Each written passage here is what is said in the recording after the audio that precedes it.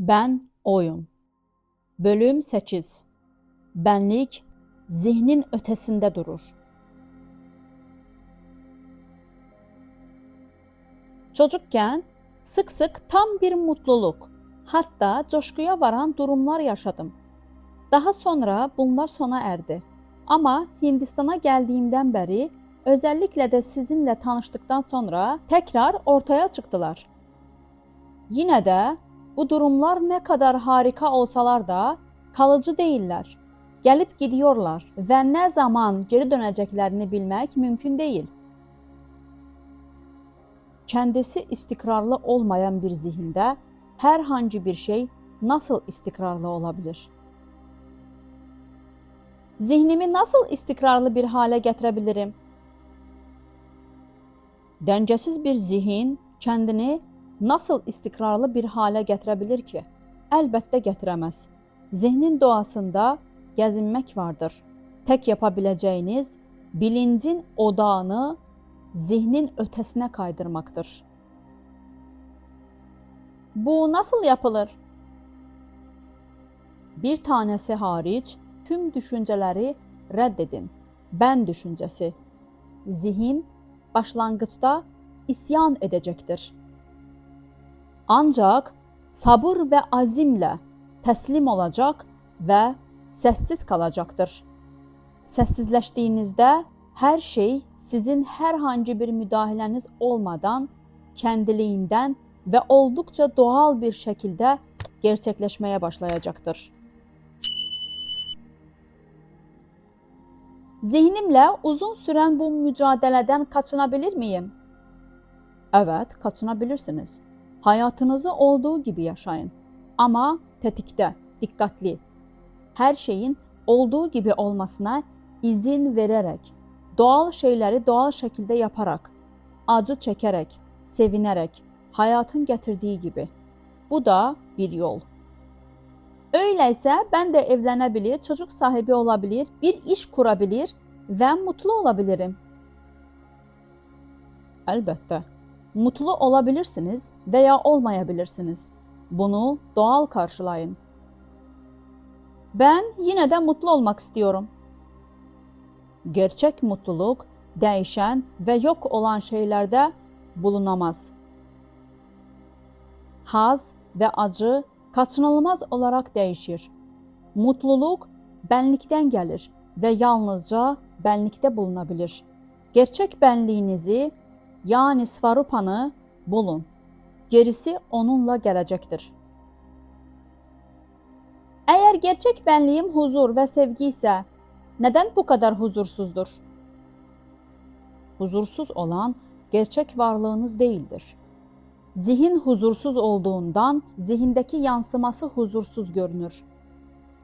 Tıpkı rüzgarın dalgalandırdığı suda ayın yansıması gibi. Arzu rüzgarı zihni harekete geçirir ve zihindeki benin bir yansıması olan ben değişken görünür. Fakat bu hareket, huzursuzluk, haz ve acı fikirlerinin hepsi zihindedir. Ben zihnin ötesindedir, farkındadır ama ilgisiz durur. Ona nasıl ulaşılır? Siz burada ve şimdiki bensiniz. Zihni rahat bırakın. Farkında ve ilgisiz kalın ve olayların gelip geçmesini izleyerek uyanık ama bağımsız durmanın gerçek doğanızın bir yönü olduğunu fark edeceksiniz. Diğer yönler nelerdir? Yönler sonsuz sayıda. Birini fark ederseniz hepsini fark edersiniz. Bana yardımcı olacak bir şey söyleyin. Neye ihtiyacınız olduğunu en iyi siz bilirsiniz. Huzursuzum. Nasıl huzur bulabilirim? Huzura neden ihtiyacınız var? Mutlu olmak için. Şimdi mutlu değil misiniz? Hayır, değilim. Sizi ne mutlu ediyor? İstemediğim şeye sahibim ve sahip olmadığım şeyi istiyorum. Neden tersine çevirmiyorsunuz? Sahip olduqlarınızı istəyin və sahip olmadıklarınızla ilgilənməyin. Hoş olanı istiyorum və acı verəni istemiyorum. Nəyin hoş olduğunu, nəyin hoş olmadığını nasıl biliyorsunuz? Əlbəttə geçmiş deneyimlərdən. Hafızanın rəhbərliyində hoş olanı kovalayıp hoş olmayandan kaçınıyorsunuz. Başardınız mı? Hayır, başaramadım. Haz kalıcı değildir. Acı tekrar başlar. Hangi acı? Haz arzusu, acı korkusu, ikisi de sıkıntı halidir. Saf bir haz hali var mıdır? Her zevk, ister fiziksel, ister zihinsel olsun, bir araca ihtiyaç duyar. Hem fiziksel, hem de zihinsel araçlar maddidir, yorulur ve yıpranırlar. Verdikleri haz, yoğunluk ve süre sebebinden zorunlu olarak sınırlıdır. Acı, tüm hazların arka planıdır. Onları istersiniz, çünkü acı çekersiniz. Öte yandan, haz arayışının kendisi acının sebebidir. Bu bir kısır döngüdür. Kafamın karışıklığının mekanizmasını görebiliyorum ama ondan çıkış yolu göremiyorum. Mekanizmanın incelenmesi yolu gösterir. Sonuçta kafanızın karışıklığı yalnızca zihninizdedir ve zihniniz şimdiye kadar kafa karışıklığına asla isyan etmemiş ve onunla asla başa çıkmamıştır. Sadece acıya isyan etmiştir. Yani tek yapabileceğim kafa karışıklığımı sürdürmek mi? Uyanık olun, sorgulayın, gözlemleyin, araştırın. Karmaşanın nasıl işlediğini, size ve başkalarına neler yaptığını öğrenin. Karmaşanın ne olduğu konusunda net bir bilgiye ulaştığınızda karmaşadan kurtulursunuz. Kendime baktığımda en güçlü arzumun bir anıt yaratmak, benden daha uzun ömürlü bir şey inşa etmek olduğunu görüyorum. Bunun sebebi ev, eş ve çocuk düşündüğümde bile bunun bana kalıcı, sağlam bir tanıklık olmasından kaynaklanıyor. Doğru, kendinize bir anıt inşa edin. Bunu nasıl yapmayı düşünüyorsunuz? Ne inşa ettiğimin pek önemi yok. Yeter ki kalıcı olsun. Elbette ki hiçbir şeyin kalıcı olmadığını kendiniz de görebilirsiniz. Her şey yıpranır, bozulur, erir. Üzerine inşa ettiğiniz zemin çöker. Her şeyden daha uzun ömürlü olacak ne inşa edebilirsiniz ki? Zihinsel olarak, sözel olarak her şeyin geçici olduğunun farkındayım. Yine de bir şekilde kalbim kalıcılık istiyor. Kalıcı bir şey yaratmak istiyorum. O zaman onu kalıcı bir şeyden inşa etmelisiniz. Kalıcı olan ne var sizde? Ne bedeniniz ne de zihniniz kalıcı olmayacak. Başka bir yere bakmalısınız. Kalıcılığı arıyorum ama hiçbir yerde bulamıyorum. Siz kendiniz kalıcı değil misiniz? Doğdum, öleceğim. Doğmadan önce var olmadığınızı gerçekten söyleyebilir misiniz? Ve öldüğünüzde artık yokum diyebilir misiniz? Kendi deneyimlerinizden yola çıkarak var olmadığınızı söyleyemezsiniz. Sadece ben varım diyebilirsiniz. Başkaları da size sen yoksun diyemez. Ama uykuda ben varım yoktur. Bu kadar kapsamlı ifadeler kullanmadan önce uyanıklık halini dikkatlice inceleyin. Kısa süre sonra uyanıklık halinin boşluklarla dolu olduğunu, zihnin boşaldığını fark edeceksiniz. Tamamen uyanıkken bile ne kadar az şey hatırladığınıza dikkat edin. Hatırlamıyorsunuz. hafızadaki bir boşluq illaki bilinçdeki bir boşluq değildir. Dərin uyku halimi hatırlamamı sağlaya bilir miyim? Əlbəttə, uyanıq olduğunuz saatlərdəki diqqətsizlik aralıqlarını ortadan kaldıraraq, uyku dediğiniz uzun dalgınlık aralığını da kademeli olarak ortadan kaldıracaksınız. Uyuduğunuzun farkına varacaksınız. Yine de kalıcılık, varlığın sürekliliği sorunu çözülmüş değil. Kalıcılık, zamanın etkisinden doğan mutlak bir fikirdir. Zaman yine hafızaya bağlıdır. Kalıcı olmakla sonsuz zaman boyunca kusursuz hafızayı kastediyorsunuz.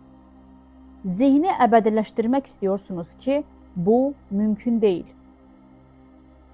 Öyleyse ebedi olan nedir? Zamanla değişmeyen şey. Geçici bir şeyi ebedileştiremezsiniz. Yalnızca değişmeyen şey ebedidir. Söylediklerinizin genel anlamını biliyorum. Daha fazla bilgi özlemi çekmiyorum. Tek istediğim huzur. İsteyerek istediğiniz tüm huzuru elde edebilirsiniz. Ben istiyorum. Bölünmemiş bir kalple istemeli ve bütünleşmiş bir hayat yaşamalısınız. Nasıl? Zihninizi huzursuz eden her şeyden kendinizi ayırın. Huzurunuzu bozan her şeyden vazgeçin. Eğer huzur istiyorsanız hak edin. Elbette herkes huzuru hak eder. Elbette sadece onu bozmayanlar hak eder. Huzuru nasıl bozuyorum? Arzularınızın ve korkularınızın kölesi olarak. Haklı olsalar da mı? Cehaletten veya dikkatsizlikten kaynaklanan duygusal tepkiler asla haklı değillerdir. Berrak bir zihin ve temiz bir kalp arayın. Tek ihtiyacınız olan sessizce tetikte kalmak. Kendinizin gerçek doğasını sorgulamak. Huzur bulmanın tek yolu budur. Bölümün sonu. Bölüm 9.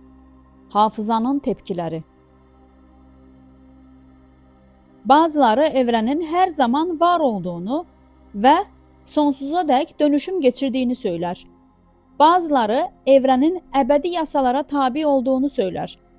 Bazıları ise sebep-sonuç ilişkisini bile reddeder. Bazıları dünyanın gerçek olduğunu söyler. Diğerleri hiç var olmadığını. Hangi dünyayı soruyorsunuz? Elbette algılarımın dünyasını. Algılayabildiğiniz dünya gerçekten çok küçük bir dünya ve tamamen özel. Bir rüya olduğunu varsayın ve bitirin gitsin. Nasıl rüya olduğunu düşünebilirim ki? Bir rüya devamlı değildir. Kendi dünyanız ne kadar devamlı? Sonuçta benim küçük dünyam bütünün sadece bir parçasıdır. Bütünsel bir dünya fikri kişisel dünyanızın bir parçası değil mi? Evren size onun bir parçası olduğunu söylemeye gelmez. Sizi bir parçası olarak içerecek bir bütünlük icat eden sizsiniz. Aslında bildiğiniz tek şey, onu hayal gücünüz ve bekləntilərinizlə ne kadar iyi donatmış olursanız olun, kendi özel dünyanızdır. Elbette algı hayal ürünü değildir. Başka nedir ki? Algı bir tanımadır, değil mi? Tamamen yabancı bir şey hissedebilir, ancak algılanamayabilir. Algı hafızayı içerir. Evet, ama hafıza onu yanılsama yapmaz. Algı, hayal gücü, beklenti, öngörü, yanılsama hepsi hafızaya dayanır. Aralarında neredeyse hiçbir sınır çizgisi yoktur. Sadece birbirlerine karışırlar. Hepsi hafızanın tepkileridir. Yine de hafıza dünyamın gerçekliğini kanıtlamak için oradadır. Ne kadarını hatırlıyorsunuz? Geçen ayın 30'unda ne düşündüğünüzü, ne söylediğinizi, və nə yaptığınızı hafızanızdan alıb yazmaya çalışın. Evet, bir boşluk var. O kadar da kötü değil. Çok şeyi hatırlıyorsunuz. Bilinçaltı hafıza, içinde yaşadığınız dünyayı çok tanıdık kılıyor. Yaşadığım dünyanın öznel ve taraflı olduğunu kabul ettim. Peki ya siz? Siz nasıl bir dünyada yaşıyorsunuz? Benim dünyam tıpkı sizinki gibi. Görüyorum, duyuyorum, hissediyorum, düşünüyorum. Algıladığım bir dünyada konuşuyor ve hareket ediyorum. Tıpkı sizin gibi. Ama sizin için o her şey, benim için ise hiçbir şey değil. Dünyanın benim bir parçam olduğunu bildiğimden ona sizin yediğiniz yemeğe verdiğiniz ilgiden daha fazla dikkat etmiyorum. Yemek hazırlanırken ve yenirken yemek sizden ayrıdır ve zihniniz onunla meşguldür. Yemek bir kez yutulduğunda siz artık onun bilincinde olmazsınız. Ben dünyayı yiyip bitirdim ve artık onu düşünmeme gerek yok. Tamamen sorumsuz olmuyor musunuz? Nasıl? Benimle bir olan bir şeye nasıl zarar verebilirim ki? Tam tersine, dünyayı düşünmeden bile ne yaparsam yapayım ona fayda sağlayacaktır. Tıpkı bedenin bilinçsizce kendini düzeltmesi gibi. Ben de dünyayı düzeltmek için durmaksızın aktifim. Yine de dünyanın muazzam acısının farkında mısınız? Elbette farkındayım. Hem de sizden çok daha fazla. O zaman ne yapıyorsunuz? Tanrı'nın gözünden bakıyorum ve her şeyin yolunda olduğunu görüyorum. Her şeyin yolunda olduğunu nasıl söyleyebilirsiniz ki? Savaşlara, sömürüye, vatandaşla devlet arasındaki acımasız çekişmelere bakın.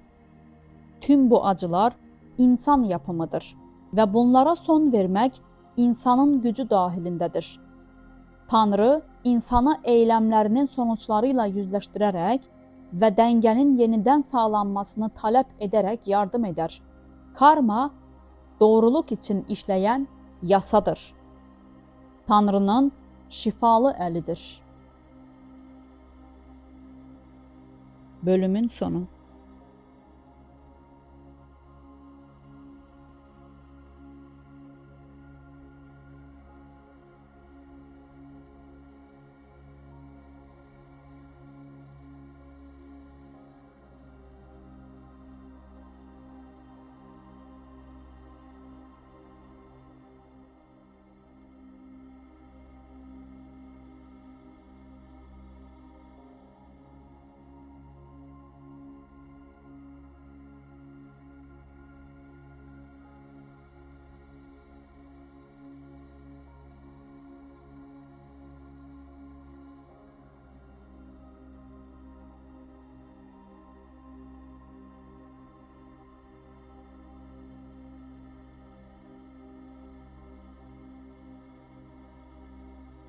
Dəyərli izləyicilərimiz, əgər bilgi faydalı olduysa, bəyənməyiniz və paylaşmanız bizi sevindirir.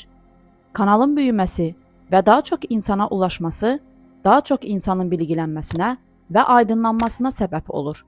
Bizimlə olduğunuz üçün təşəkkürlər.